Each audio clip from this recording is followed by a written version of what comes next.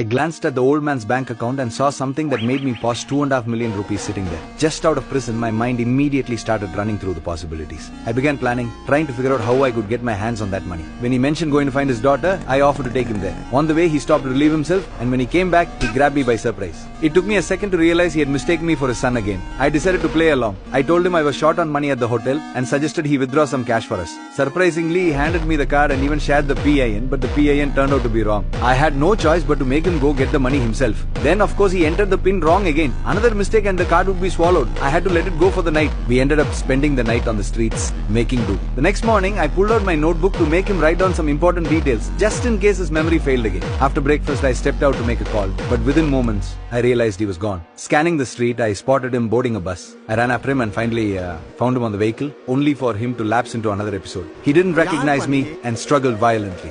Other passengers started looking at me strangely, suspicious I was abducting him. I stayed calm and told them I was his son, that he had dementia, and that was why he didn't recognize me. To prove it, I handed over the notebook he had written in. A passerby called one of the numbers, and soon my phone rang. That was enough to get him off the bus with me. We continued our journey. Passing through a village, I intentionally ran over a villager's lamb. As expected, they demanded compensation. I claimed I didn't have enough money and told the old man to hand me the card while he stayed behind as a sort of guarantee. Finally, he remembered the PIN, and it worked. But the balance wasn't what I had hoped for, only 8,000 rupees. I withdrew it all, returned to the villagers, and settled the claim. When the old man opened his wallet, I noticed something I hadn't seen before. He had 2 bank cards after all. I couldn't help but think about what else he was hiding while keeping my mind focused on the next step.